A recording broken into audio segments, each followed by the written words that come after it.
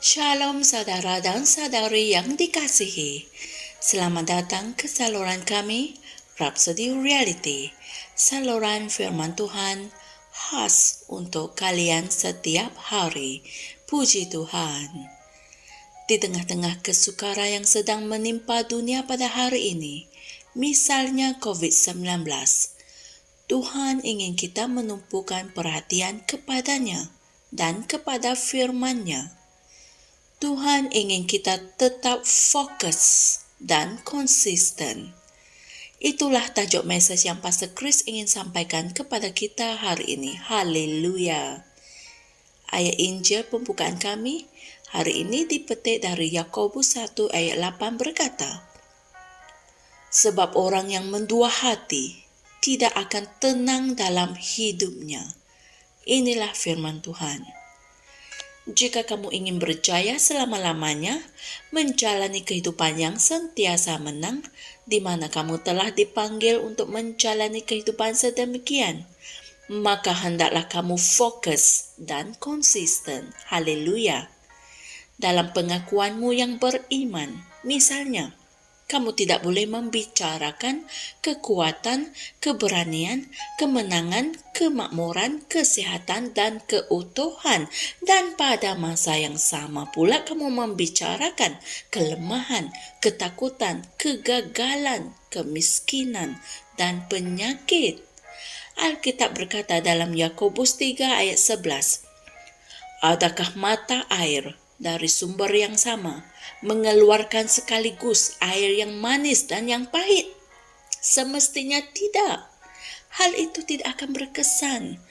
Ayat Injil tema kami dalam terjemahan versi Amplified berkata, orang yang mendua hati, ragu-ragu, sangsi, teragak-agak, dia tidak stabil dan tidak boleh dipercayai dan tidak pasti tentang segala sesuatu yang dia fikirkan, rasakan, putuskan.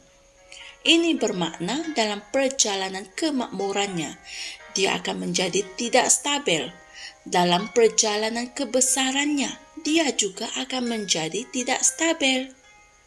Terdapat ramai orang yang percaya pada kehidupan yang kadang-kadang gembira dan kadang-kadang sedih.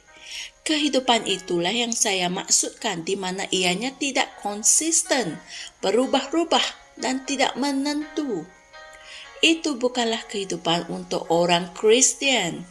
Kita hanya bergerak ke atas dan ke hadapan sahaja. Amin. Kita tidak membenarkan apa-apa gangguan untuk mengalihkan perhatian kita. Labuhkanlah layarmu. Tidak kira apa yang cuba menarik kamu ke arah ini atau ke arah itu, hendaklah kamu menjadikan firman Tuhan sebagai tumpuanmu. Haleluya. Yosua 1 ayat 7 berkata, janganlah menyimpang ke kanan atau ke kiri, supaya engkau beruntung kemanapun engkau pergi. Puji Tuhan. Alkitab berkata dalam Ibrani 12 ayat 2, dengan berpaling daripada semua yang akan mengalihkan perhatian kepada Yesus, yang adalah pemimpin dan sumber iman kita. Haleluya. Tetapkan fokusmu dan capailah malamatmu. Dan Tuhan kemuliaan yang Maha Esa, yang bekerja di dalam kamu untuk membuatkan kamu mau melakukan apa yang dikehendakinya, akan memastikan kamu berjaya dan memenuhi takdirnya untuk hidupmu. Haleluya. Saudara-saudari semua, mari kita sama-sama berdoa. Ya Bapa, terima kasih atas firman-Mu yang menginspirasikan iman dalam rohku dan membantu aku tetap fokus, menumpukan perhatian dan konsisten pada firman-Mu dalam memenuhi panggilan ilahiku. Aku tetap kukuh, teguh, tegas dan tidak goyah dalam keyakinanku terhadap Engkau untuk membimbing aku dengan penuh kemenangan dalam kehidupan setiap hari. Dalam nama Yesus. Amin. Untuk renungan tambahan, sila kaji ayat-ayat Injil berikut, iaitu Yakobus 1 ayat 5 hingga 8, Efesus 4 ayat 14 dan Ulangan 5 ayat 32. Haleluya! Oleh itu, saudara dan saudari, tetaplah fokus dan konsisten dalam memenuhi panggilanmu di bumi, kerana sesungguhnya masa itu singkat. Tidak lama lagi Tuhan Yesus akan datang kembali, puji Tuhan. Jumpa lagi esok dan Tuhan berkati. Shalom. Kami percaya saudara-saudari semua telah diberkati dengan perkongsian firman dari Rhapsody Reality.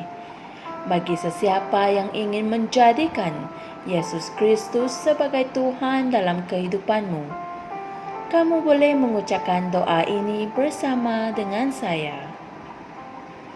Ya Tuhan Allah, aku mempercayai Yesus Kristus, Anak Allah yang hidup dengan sepenuh hatiku. Aku percaya Dia telah mati untukku dan Allah telah membangkitkan Dia dari kematian.